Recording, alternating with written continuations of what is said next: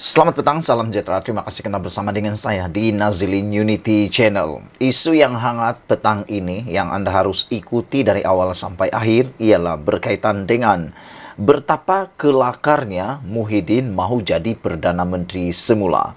Dipetik dari mykmu.net. Haha. Saudara-saudara, sebelum saya teruskan ulasan pada malam ini, jangan lupa tinggalkan dahulu komen Anda dan tekan butang subscribe. Tekan butang subscribe itu percuma. Saudara-saudara sekalian, apa pendapat Anda tentang keinginan Perdana Menteri yang dahulu ingin menjadi Perdana Menteri kali kedua? Rekod Malaysia menunjukkan Tun Mahathir Mohamad menjadi Perdana Menteri sebanyak 2 kali. Selain daripada itu, Ismail Sabri Yaakob 1 kali. Selain daripada itu, Muhyiddin Yassin 1 kali. Dan Anwar Ibrahim juga 1 kali. Namun demikian, yang paling berpotensi untuk memecahkan rekod sekali lagi menjadi Perdana Menteri ialah bukan Ismail Sabri Yaakob, bukan Tun Mahathir Mohamad, tetapi Muhyiddin Yassin. Ada orang cuba mempertikaikan. Mereka kata Muhyiddin Yassin tak akan jadi Perdana Menteri, tak akan mahu jadi Perdana Menteri. Tetapi ramai juga mengatakan bahawa keinginan Muhyiddin Yassin untuk menjadi Perdana Menteri tidak akan pernah lenyap, tidak akan pernah berkurang, bahkan makin meluap-luap. Oleh sebab itulah, seorang penganalisis mengatakan bahawa kelakar Muhyiddin mahu jadi Perdana Menteri. Ini alasan mengapa Muhyiddin Yassin kalau jadi Perdana Menteri lagi satu perkara yang kelakar. Saudara-saudara sekalian, penganalisis politik Lim Sian Si menyifatkan hasrat pengerusi Perikatan Nasional PN Tan Sri Muhyiddin Yassin mahu kembali menjadi Perdana Menteri sebagai sesuatu yang kelakar. Apa pendapat anda sekalian? Adakah anda juga sependapat dengan penganalisis politik ini, yaitu Lim Sian Si, yang menyifatkan sebagai keinginan Muhyiddin Yassin ataupun kemahuan Muhyiddin Yassin untuk mahu kembali menjadi Perdana Menteri adalah sesuatu yang kelakar. Adakah anda juga berpendapat itu kelakar? Kalau anda berpendapat itu kelakar, apa sebabnya? Tolong tinggalkan dalam ruangan komen. Tetapi menurut penganalisis politik ini, yaitu Lim Sian Si, beliau menyenaraikan beberapa perkara, beberapa hal yang membuatkan Muhyiddin Yassin sebenarnya kelakar kalau mahu jadi Perdana Menteri lagi, kata beliau. Menurut beliau, Malaysia ketinggalan dari segi ekonomi berbanding negara-negara lain di dunia sepanjang tempoh Muhyiddin menjadi Perdana Menteri dahulu. Beliau mengatakan bahawa Malaysia ketinggalan dari segi ekonomi berbanding negara-negara lain di dunia sepanjang tempoh Muhyiddin menjadi Perdana Menteri dahulu. Itu sebabnya apabila orang membandingkan pemerintahan Perdana Menteri Muhyiddin Yassin dengan pemerintahan Anwar Ibrahim, ada yang mengatakan jauh panggang dari api. Beliau mendakwa situasi itu berlaku akibat sekatan pergerakan separuh masak dengan tempoh yang dikatakan antara paling panjang di dunia. Kata beliau lagi, dah tak pandai ekonomi tapi masih mahu lockdown. Kami begitu lama sebab tamak kuasa, tulis Lim lagi. Saudara-saudara sekalian, pada pendapat saya, kepimpinan Muhyiddin Yassin sebenarnya bernasib malang kerana kebetulan ketika beliau menjadi Perdana Menteri, betul-betul tepat pada waktunya COVID-19 melanda seluruh dunia, bahkan Malaysia khususnya. Ini menyebabkan Muhyiddin Yassin terpaksa membuat keputusan-keputusan yang luar biasa yang tak pernah diambil oleh sesiapa di Malaysia. Termasuklah mengumumkan PKP ataupun Perintah Pergerakan Kawalan Pergerakan, yang mana ianya telah pun dibuat. Namun, beberapa penganalisis politik mengatakan itu adalah separuh masak dengan tempoh yang paling panjang, antara paling panjang di dunia. Sim menulis, dah tak pandai ekonomi tapi mahu lockdown kami begitu lama sebab tamak kuasa, tulis beliau. Lockdown pula tak berkesan berbanding negara-negara lain sebab dia buka kilang-kilang dan tapak pembinaan, tapi tutup perniagaan kedai-kedai kecil. Katanya dalam hantaran Facebook hari ini. Sian Si berkata, Situasi yang berbeza berlaku semasa Datuk Seri Najib Tun Razak menjadi Perdana Menteri. Beliau memberitahu, data Bank Dunia menunjukkan kadar pertumbuhan keluaran dalam negara kasar KDNK negara sepanjang tempoh Najib menjadi Perdana Menteri adalah lebih tinggi berbanding pertumbuhan KDNK dunia. Ini bermaksud ekonomi Malaysia semakin penting dalam dunia masa Najib, biarpun dia tercabar dengan krisis The Great Recession dan krisis keruntuhan mengejut harga minyak dunia pada tahun 2014 hingga 2016. Namun, ia berlaku sebaliknya pada tahun 2020 dan 2021 di bawah Muhyiddin, jelasnya. Shansi turut mempersoalkan sama ada PN mempunyai calon Perdana Menteri selain Muhyiddin. Jika Muhyiddin bukan calon Perdana Menteri bagi PN, ada kemungkinan kami boleh terima, tulis beliau. Tapi jika dia kekal calon Perdana Menteri, mereka maka tak payahlah sembang, katanya MG dengan tajuk Kelakar Muhyiddin Mahu Jadi Perdana Menteri. Saudara-saudara sekalian, apabila membacakan perkara ini memang menarik dan memang luar biasa. Ikuti terus ulasan selepas ini. Selamat malam, salam sejahtera. Oh, rupa-rupanya ini adalah cerita sebenar tentang pertemuan Khairi Jamaluddin dengan Muhyiddin Yassin. Ini adalah maklumat yang serupa-rupanya berlaku pertemuan antara Muhyiddin dengan Khairi Jamaluddin.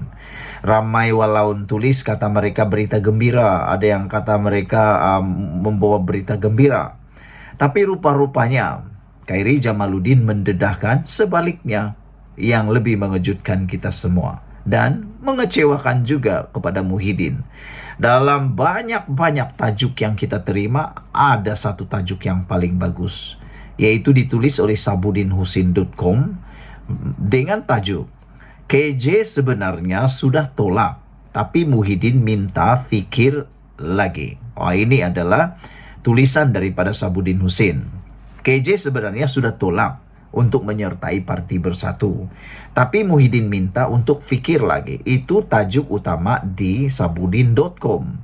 Satu lagi tajuk daripada Sinar Harian ialah, bukan Sinar Harian, daripada Berita Harian ialah, KJ kata Muhyiddin suruh saya fikir lagi. Wah, ini hampir maksudnya sama dengan apa yang ditulis oleh Sabudin Husin, yaitu KJ kata Muhyiddin suruh dia fikir lagi. Kerana kenapa?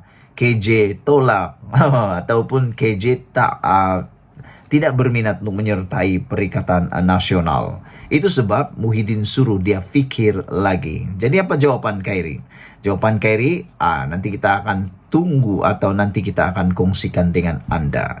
Namun saya tertarik untuk membacakan apa yang ditulis dalam sabudinhusin.com. KJ sebenarnya sudah tolak, tapi Muhyiddin minta fikir lagi. Bekas Ketua Pemuda UMNO Khairi Jamaluddin memberi bayangan tidak akan menerima pelawaan Tan Sri Muhyiddin Yassin untuk menyertai Bersatu. Saya bacakan sekali lagi. Bekas Ketua Pemuda UMNO Khairi Jamaluddin memberi bayangan tidak akan menerima pelawaan Tan Sri Muhyiddin Yassin untuk menyertai Bersatu. Bercakap ketika podcast keluar sekejap, bekas Menteri Kesihatan itu mengakui Muhyiddin yang juga Presiden Bersatu meminta beliau untuk berfikir lebih lanjut sejurus menyuarakan pandangannya mengenai tawaran yang dikemukakan.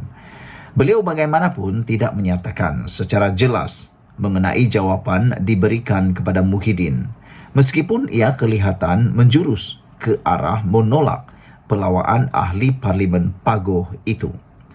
Saya fikir lagi, pelawaan dibuat Muhyiddin. Saya pun sudah bersetuju untuk berfikir lagi dan saya pun minta Muhyiddin atau beliau beri sedikit masa. Itu pengakuan Khairi Jamaluddin yang amat mengejutkan kita.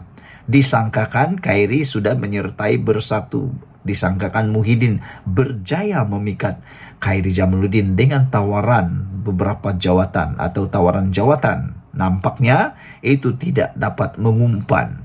Khairi Jamaluddin untuk menyertai Parti Bersatu.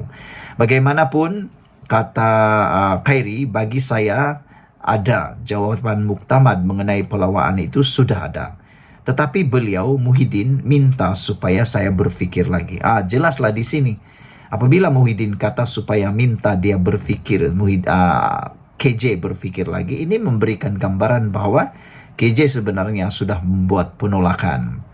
Dewan Undangan Negeri DUN pun belum dibubarkan. Jadi ada sedikit masa lagi untuk apa-apa berlaku, kata Khairi Jamaluddin. Bagi saya, ada kata putus. Tetapi apabila pemimpin yang saya sanjungi minta saya fikirkan lagi, kita fikir lagi lah, katanya kepada yang juga bekas Menteri Belia dan Sukan. Semalam, sumber Perikatan Nasional PN memaklumkan Khairi Jamaluddin tidak akan menyertai mana-mana parti politik termasuk Bersatu, maupun menubuhkan parti baru dalam waktu terdekat. Ia susulan pertemuan Khairi dengan Muhyiddin yang dikatakan berlangsung di kediaman Perdana Menteri ke-8 itu di Bukit Damansara di sini kemarin. Muhyiddin pada Mei lalu mengakui ada menawarkan jawatan dalam Majlis Pimpinan Tertinggi Bersatu kepada Khairi jika beliau mahu menyertai parti itu. Pengerusi Perikatan Nasional PN itu mendedahkan tawaran berkenan dikemukakan kepada Khairi selepas bekas ahli Parlimen Rembau berkenan dipecat daripada UMNO pada Januari lalu. Beliau dipetik berkata, tawaran itu dibuat selepas mengambil kira kemampuan Khairi memberi sumbangan bagi memperkukuh kedudukan Bersatu, selain ketokohannya sebagai pemimpin politik muda. Nampaknya ada kepentingan untuk Khairi menyertai Bersatu. Yang menjadi persoalan kita ialah Khairi Jamaluddin sebenarnya mempunyai potensi bersama dengan Bersatu ataupun hanya Bersatu yang mahu mempergunakan Khairi Jamaluddin kerana ketokohannya dan juga seorang pemimpin politik muda. Sejauh mana Khairi Jamaluddin dapat berserasi dengan Parti Perikatan Nasional kalau dia bersama dengan Perikatan Nasional Bersatu? Saudara-saudara sekalian, nampaknya pengakuan daripada Khairi Jamaluddin ini benar-benar mengejutkan kita. Saya sangka hujan di tengah hari. Rupa-rupanya panas sehingga ke petang. Saya ingat selepas Khairi Jamaluddin mengatakan bahawa hala tuju ekonomi Anwar Ibrahim, kerajaan perpaduan ini tidak ada hala tuju dan seakan-akan cuba menyerang, mengecam Anwar Ibrahim. Dan Khairi juga kata Anwar Ibrahim mempunyai masalah untuk menarik sokongan orang Melayu, dan dia juga kata bahawa bukan gelombang hijau yang akan melanda tetapi tsunami tidak puas hati yang akan berlaku. Saya sangkakan Khairi Jamaluddin membuat kenyataan itu kerana sudah berminat dengan Muhyiddin Yassin. Rupa-rupanya pengakuan ini menolak sama sekali sangkaan saya bahawa Khairi akan menyertai Perikatan Nasional dan Bersatu. Nampaknya signal isyarat yang diberikan oleh bekas Ketua Pemuda UMNO ini, iaitu Khairi Jamaluddin, sebenarnya tidak lebih, tidak kurang memberi bayangan tidak akan menerima pelawaan Tan Sri Muhyiddin Yassin untuk menyertai Bersatu. Tetapi apa yang berlaku? Apa yang berlaku ialah beliau mengakui, bekas Menteri Kesihatan itu mengakui, Muhyiddin yang juga Presiden Bersatu meminta supaya Khairi berfikir lebih lanjut sejurus menyuarakan pandangannya mengenai tawaran yang dikemukakan itu. Saya pun sudah bersetuju untuk berfikir lagi dan saya pun minta beliau beri masa sedikit, kata Khairi Jamaluddin mendedahkan perjumpaan beliau, isi perjumpaan beliau dengan Muhyiddin Yassin. Beliau bagaimanapun tidak menyatakan secara jelas mengenai jawapan diberikan kepada Muhyiddin meskipun ia kelihatan menjurus ke arah menolak pelawaan ahli Parlimen Pagoh itu. Kata KJ lagi, beliau meminta masa supaya dapat berfikir lagi.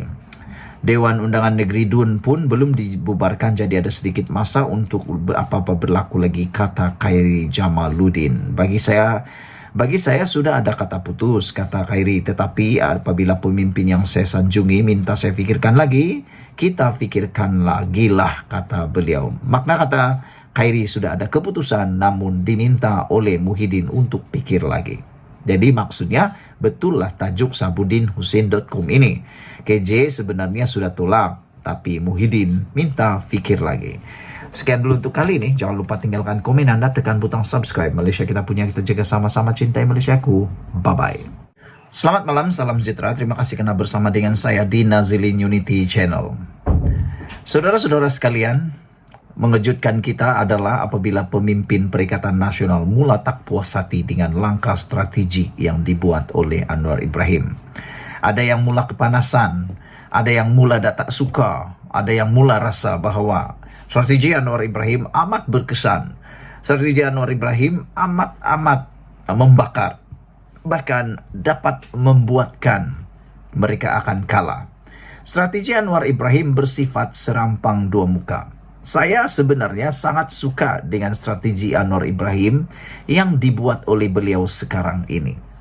Apabila Anwar Ibrahim tahu di mana titik yang perlu beliau ambil, permulaan yang perlu tepat, sasaran yang tepat. Jadi boleh anggap Anwar Ibrahim ini adalah perancang strategi yang luar biasa. Jadi itu sebab Anwar Ibrahim memang layak diangkat dahulu sebagai Menteri Keuangan terbaik Asia.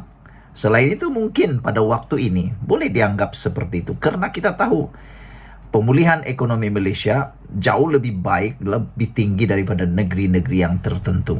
Atau negara-negara yang tertentu, maafkan saya. Antara langkah strategi yang telah diambil oleh Anwar Ibrahim yang pada pendapat saya tak pernah diambil oleh mana-mana Perdana Menteri sebelum ini. Karena mungkin rasa takut, tak boleh bercakap, tak boleh memberikan fakta, takut nanti disoal pula, terutamanya pemimpin kerajaan yang tak dapat berdebat langsung. Saya fikir ada seorang bekas Perdana Menteri yang tak pernah berdebat, yaitu Muhyiddin Yassin. Bahkan ada banyak kali dalam media sosial mengatakan Muhyiddin Yassin sebenarnya tidak berapa gemar untuk muncul secara live karena beliau tidak biasa berhadapan dengan media. Selain itu, dia tidak biasa untuk disoal. Dan ada juga mengatakan bahwa Muhyiddin Yassin tidak suka membuat sidang media yang melibatkan media dan pertanyaan atau sesi soal jawab. Tapi Anwar Ibrahim yang dia lakukan ialah dia bertemu dengan orang-orang bijak pandai yang ada di Malaysia. Mana tempatnya bijak pandai ini? Di university. Anda tahu, yang masuk university itu ialah golongan bijak pandai. Golongan-golongan yang memang pemikir. Oleh sebab itu Anwar Ibrahim suka masuk ke university untuk membuat jelajah, bukan sekadar menyebarkan perkara yang sepatutnya mereka perlu dengar dan tahu. Tapi Anwar Ibrahim juga memberikan penerangan-penerangan yang hebat berkaitan dengan kemelut yang melanda kerajaan, bukan sekadar politik. Saya sering kali melihat jelajah Anwar Ibrahim. Banyak kali beliau sebenarnya bukan sekadar bercerita politik, tapi beliau menjelaskan hal-hal yang sepatutnya diceritakan kepada mahasiswa. Di samping itu, untuk mengelak mahasiswa mendapat maklumat yang bersifat fitnah ataupun palsu, tak benar. Contohnya, dalam perkara melibatkan kedaulatan Malaysia, sempadan Malaysia yang telah dijadikan naratif politik baru-baru ini, rupa-rupanya apabila Anwar Ibrahim menjelaskannya secara bersemuka dengan semua orang, terutamanya mahasiswa, rupa-rupanya ada cerita yang lebih tepat. Jadi itu lebih baik kita dengar. Tapi biasalah, musuh-musuh politik Anwar mula tidak suka dengan langkah strategi luar biasa yang diambil oleh Anwar Ibrahim ini, yaitu bertemu dengan pelajar-pelajar bijaksana, pelajar-pelajar di university, dengan membuat berbagai alasan pula. Antaranya, ada pemimpin Perikatan Nasional yang mengatakan Anwar Ibrahim perlu menghentikan lawatan ke universiti dan perlu fokus pemulihan ekonomi. Saya sebenarnya masih memikir sejak dari petang tadi saya baca berita ini daripada Malaysia Kini, Saya berpikir, apa kaitan lawatan Anwar Ibrahim dengan pemulihan ekonomi? Bagaimana lawatan Anwar Ibrahim ke universiti itu boleh menyebabkan pemulihan ekonomi terencat? Saya tidak boleh melihat langsung perkaitannya. Kerana Anwar Ibrahim, walaupun dia membuat lawatan ke universiti, dia masih melaksanakan tanggungjawab dan kerjanya sebagai Perdana Menteri dan juga Menteri Keuangan untuk pemulihan ekonomi. Lagi pula ada menteri-menteri di bawah beliau itu yang bekerja. Dan kita tahu Anwar Ibrahim ini bukan seperti Perdana Menteri yang lain. Beliau seorang yang hardworking. Kadang-kadang kita hairan. 2 jam yang lepas dia ada di Kedah. 2 jam lagi dia ada di Johor. 2 jam lagi dia ada di Kuala Lumpur. 2 jam lagi dia ada di Turki. 2 jam lagi dia ada di China. 2 jam lagi dia ada di Parlimen. Ini kehebatan Anwar Ibrahim. Dia tak mahu ponteng. Dia tak pernah ponteng. Lainlah pemimpin yang lain. Pergi ke Parlimen pun ponteng-pontengkan. Tak tahulah apa alasan mereka, tapi ada pemimpin pembangkang ni yang dah banyak kali dah tak masuk parlimen, tak datang parlimen. Itu yang perlu dipersoalkan, bukan lawatan Anwar Ibrahim ke universiti ni yang perlu dipersoalkan. Saya tak setuju apabila pemimpin ini kata hentikan lawatan ke universiti, fokus pemulihan ekonomi. Saya fikir ini sekadar satu perasaan risau dan takut. Kerana Anwar Ibrahim sedang membawa gelombang muda. Kalau Karti Pembangkang membawa gelombang hijau, Anwar Ibrahim membawa gelombang muda. Dia tahu titik untuk mendapat kepercayaan yang paling bagus ialah melalui golongan muda. Lagi pula golongan muda ini amat progresif, aktif, dinamik, kreatif dan mempunyai pemikiran yang terbuka. Minda mereka amat terbuka. Seorang ahli Parlimen Perikatan Nasional menggesa Perdana Menteri Anwar Ibrahim supaya menumpukan sepenuh perhatian ke arah menangani kesusahan rakyat dan ekonomi negara daripada membuat lawatan ke kampus untuk bertemu pelajar. Ahli Parlimen PAS mewakili Besut iaitu Cik Muhammad Zulkifli Juso berkata sesi perjumpaan Anwar dengan pelajar universiti boleh dilihat sebagai program kempen politik secara terbuka di universiti yang bertujuan untuk mempengaruhi undi anak muda menjelang pilihan raya negeri tidak lama lagi. Pengundi muda turut merasai kesusahan yang dilalui keluarga mereka. Mereka boleh menilai sendiri kredibiliti dan prestasi kerajaan hari ini yang menyelesaikan masalah ekonomi negara tanpa perlu kepada pertemuan demi pertemuan yang diatur bersama Perdana Menteri, kata beliau. Saya tidak setuju dengan apa yang beliau kata ini. Kerana perjumpaan dengan Perdana Menteri itu akan menceritakan yang benar, sebenar-benarnya. Tetapi yang selalu tersebar melalui media sosial, terutama TikTok, Facebook dan sebagainya, itu adalah unsur yang paling tidak benar. Jadi sangat penting sebenarnya Perdana Menteri membuat lawatan seperti ini, pertemuan seperti ini, penjelasan seperti ini.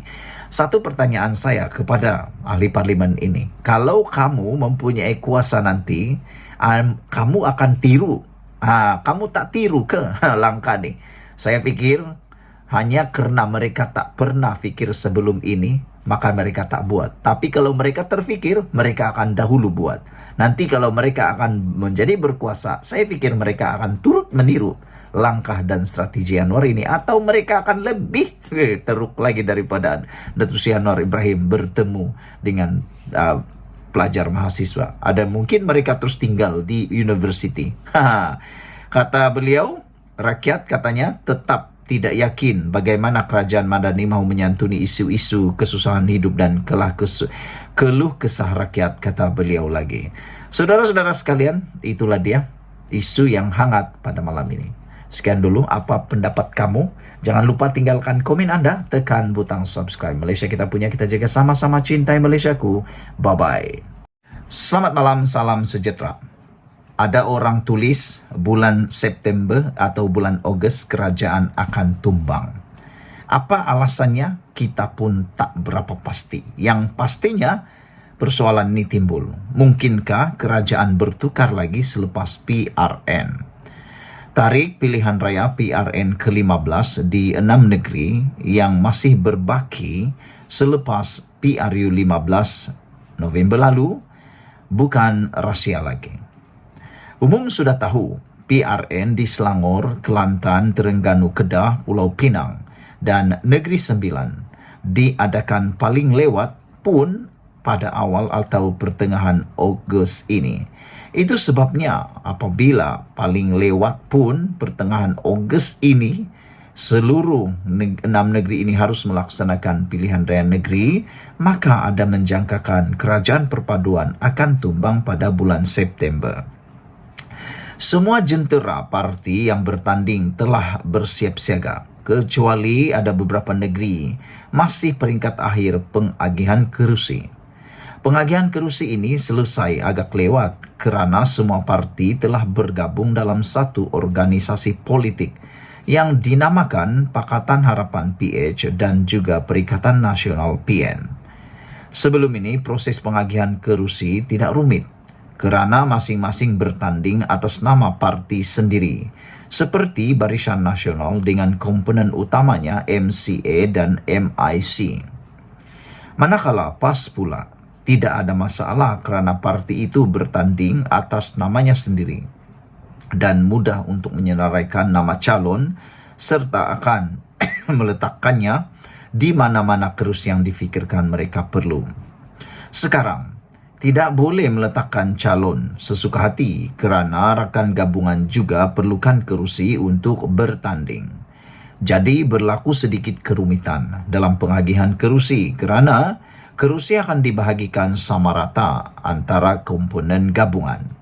Berbalik kepada PRN di 6 negeri ini pula, masing-masing antara Pakatan Harapan dan Perikatan Nasional yakin dapat mempertahankan negeri yang disandang, malah tidak mustahil ada 1-2 negeri yang bakal bertukar pemerintahan. Parti mana yang dinobatkan menang majoriti akan diketahui pada malam pilihan raya nanti yang akan diumumkan secara rasmi oleh SPR. Pelbagai persoalan mula timbul. Dapatkah Perikatan Nasional mengekalkan 3 negeri yang disandangnya, iaitu Kelantan, Terengganu dan Kedah? Manakala Pakatan Harapan pula dapatkah mengekalkan Negeri Sembilan, Pulau Pinang dan Selangor? Jadi maknanya 3 lawan 3, siapa yang akan lebih hebat? Senario PRU 15 pada 19 November lalu menjadi kayu ukur kepada pengundi. Sama ada hendak mengekalkan negeri yang diperintah oleh PN dan PH atau mereka merasakan patut ditukar kepada kepimpinan baharu. Semuanya terpulang kepada pengundi kerana mereka yang akan menentukan nasib negeri mereka diperintah oleh siapa. Antara negeri yang selesai menjalani proses pilihan raya negeri ialah Melaka pada 20 November 2021, Johor pada 12 Mac 2022 dan Perlis, Perak dan Pahang pada 19 November 2022. Daripada 5 negeri yang telah selesai ini, 4 dimenangi Barisan Nasional PH, iaitu Melaka, Johor, Perak dan Pahang. Manakala Perlis dimenangi Parti Perikatan Nasional PN. Di sini menyaksikan BNPH sudah mendahului 4-1, tidak termasuk Kelantan, Terengganu dan Kedah yang dimenangi PN pada PRU 14 tahun 2018. Yang pasti sebelum akhir bulan ini, 6 negeri yang terbubar secara otomatik walaupun sudah ada yang mengumumkan pembubaran DUN pada 22, 23 dan 27 Jun ini. Di peringkat Kerajaan Persekutuan, PH sudah menang selesai dan dengan lebih 2/3 majoriti apabila gabungan 19 parti berjaya membentuk kerajaan perpaduan pada 24 November tahun lalu. Tinggal lagi sejauh mana Perikatan Nasional yang dibarisi Parti PAS, Bersatu dan Gerakan dapat menafikan kemenangan PH itu di peringkat negeri. Di Semenanjung ada sebanyak 11 negeri yang terlibat dalam pilihan raya. Setakat ini, 5 negeri sudah selesai. Tinggal lagi 6 negeri yang bakal menentukan nasib Pakatan Harapan dan Perikatan Nasional. Jika Perikatan Nasional berjaya kekalkan 3 negeri yang dimenanginya pada PRU 14 yang lalu, dalam PRN 15 Ogos ini, parti itu kekal sebagai pembangkang sehingga tempo akhir PRU 15 pada 2027. Tetapi jika Perikatan Nasional berjaya merampas 2 atau 3 lagi negeri pada Ogos ini, tidak mustahil ianya akan menggugat pentadbiran Pakatan Harapan di peringkat pusat. Ia umpama seorang bapa mempunyai 11 anak, dengan 6 daripadanya anak tiri berlainan ibu lain. Sudah tentu kacau bilau keharmonian rumah tangganya. Sedangkan sesebuah kerajaan atau sesebuah keluarga memerlukan keharmonian, kesejahteraan hidup agar mudah ketua keluarga membina kehidupan yang baik, aman dan sentosa. Situasi ini yang mendebarkan setengah pemerhati politik. Ada yang meramalkan jika ia berlaku saling tidak tumpah suasana politik sama seperti sepanjang tempo PRU 14 yang menyaksikan 3 kali pertukaran kerajaan dan pentadbiran atau pentadbiran. Mereka mengharapkan perkara itu tidak berulang lagi pada PRU 15, tetapi nampaknya ia semakin rumit kerana bila-bila masa akan berlaku lagi kerajaan tebuk atap. Walaupun Perlembagaan Negara sudah memasukkan Akta Anti Lompat Parti yang melarang individu dalam kerajaan atau kalangan ahli parlimen atau adun lompat parti, tetapi setiap pemimpin politik mempunyai kelicikan tersendiri. Mereka tahu tidak boleh lompat. Mereka guna kaedah lain, kaedah yang membolehkan kerajaan bertukar tangan. Pada orang politik, mereka tidak fikir perbuatan itu akan menyusahkan rakyat, boleh menyebabkan ekonomi negara dan pentadbiran terganggu. Tetapi demi kepuasan diri, apa mereka peduli? Kalau mereka seorang yang peduli dengan permasalahan itu, maka tidak berlakulah langkah Sheraton pada Februari 2020. Langkah Sheraton bermula apabila 11 ahli parlimen daripada PKR mengumumkan keluar parti dan beberapa ahli parlimen daripada Bersatu keluar dari gabungan Pakatan Harapan. Mana mereka nak ambil iktibar dari pengalaman itu? Yang penting, mereka dapat kuasa memerintah. Masalah rakyat selesaikan kemudian. Dipetik daripada Malaysia Gazette. Sekian dulu untuk kali ini. Jangan lupa tinggalkan komen anda. Adakah anda juga bersetuju dengan ulasan dan juga komen netizen bahawa kerajaan akan tumbang pada September ini? Saya tetap dengan pendirian saya bahawa kerajaan pimpinan Anwar Ibrahim tidak akan tumbang pada bulan September ini. Bahkan akan menjadi lebih kukuh dan akan menjadi lebih kuat. Sekian dulu untuk kali ini. Jangan lupa tinggalkan komen anda. Kita jaga. Bye-bye. Selamat malam, salam sejahtera. Terima kasih kerana bersama dengan saya di Nazilin Unity Channel. Satu isu yang hangat diperdebatkan pada malam ini di media sosial ialah apabila ada yang menulis kerajaan akan tumbang pada bulan Ogos ini. Ada mengatakan bahawa kerajaan perpaduan Anwar Ibrahim akan tumbang pada bulan Ogos ini. Wow. Apabila isu ini timbul dan isu ini menjadi perdebatan dalam media sosial, ramai yang mula menjangkakan dan menulis pelbagai ramalan. Tapi kalau anda bertanya kepada saya, adakah saya akan juga meramalkan bahawa kerajaan perpaduan akan tumbang pada bulan Ogos ini?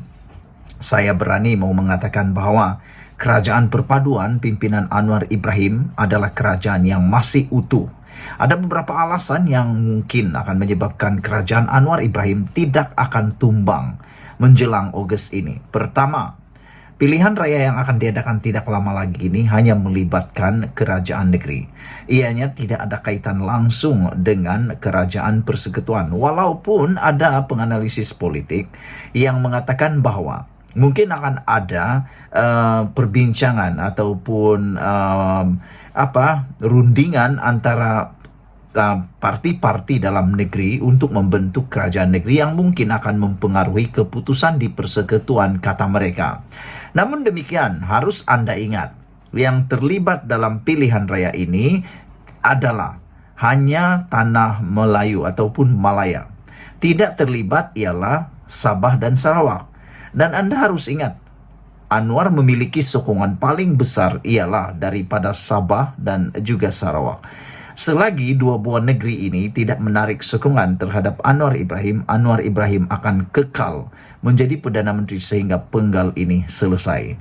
Oleh sebab itulah, apabila ada penganalisis politik mengatakan bahwa ada mungkin kerajaan Anwar Ibrahim akan tumbang pada bulan Ogos selepas PRN kerana menurut mereka akan ada kekalahan di negeri seperti Kelantan, Kedah, Negeri Sembilan dan juga di Terengganu.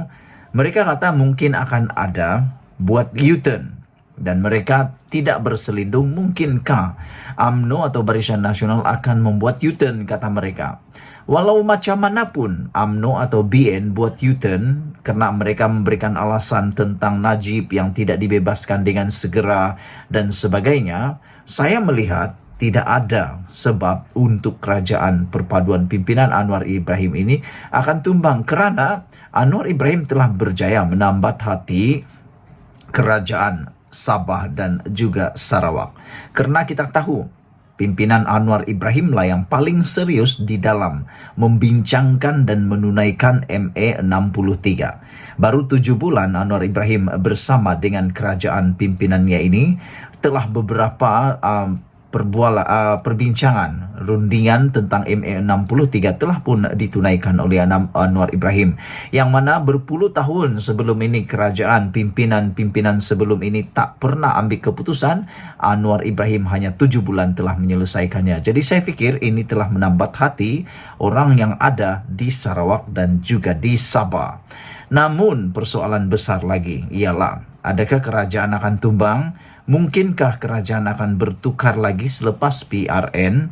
Saudara-saudara sekalian, pilihan raya negeri PRN ke-15, 6 negeri yang masih berbaki selepas PRU 15 November tahun lalu bukan rahsia lagi. Umum sudah tahu.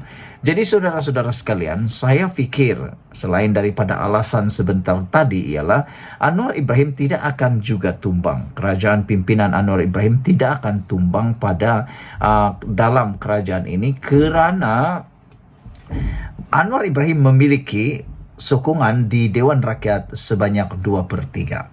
Apabila sokongan 2/3 ini dicapai, hampir mustahil untuk ditumbangkan melalui langkah Sheraton atau juga dikenali sebagai langkah Saiton 2.0. Tidak mungkin Anwar Ibrahim akan dapat ditumbangkan kecuali tidak ada akta anti lompat parti seperti sebelum ini.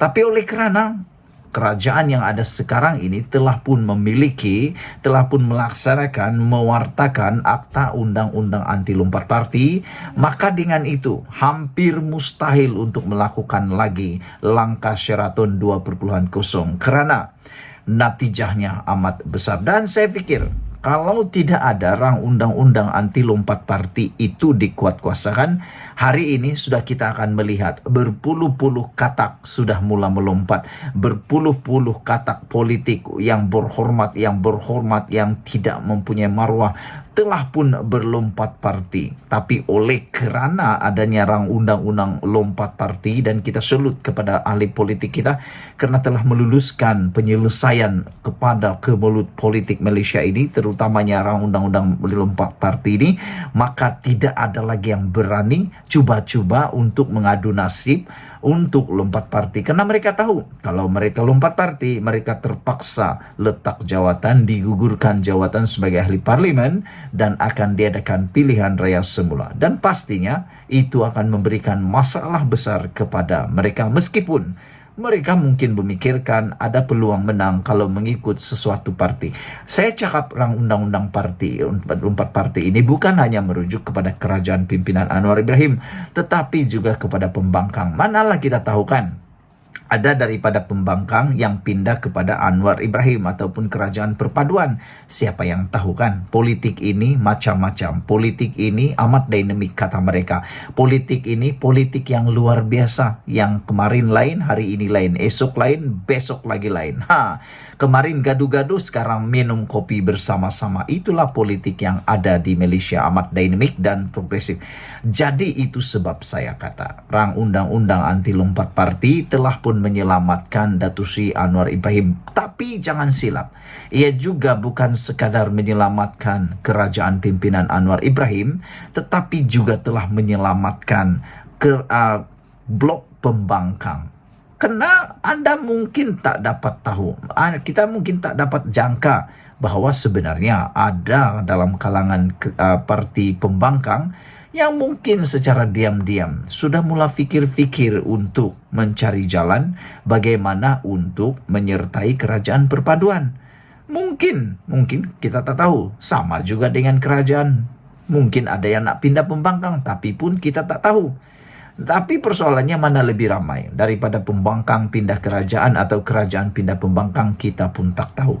Tapi yang pentingnya saudara-saudara sekalian, saya yakin seperti penganalisis politik yang lain, mereka juga meyakini bahwa kerajaan pimpinan Anwar Ibrahim tidak akan tumbang selepas PRN ini. Walaupun ada yang mengatakan bulan Ogos akan tumbang, Hadi Awang meramalkan akan tumbang pada bila-bila waktu, dan seorang lagi pemimpin PAS juga mengatakan bahwa kerajaan Anwar Ibrahim mungkin akan digantikan selepas PRN. Saya tidak percaya dengan itu. Dan mungkinkah kerajaan ataupun pembangkang lah yang akan dibelasah pada kali ini? Kita tak tahu. Malaysia kita punya, kita jaga sama-sama. Tinggalkan komen Anda, tekan butang subscribe untuk mendapatkan isu-isu terkini dari channel ini. Malaysia kita punya, kita jaga sama-sama. Cintai Malaysiaku. Bye-bye.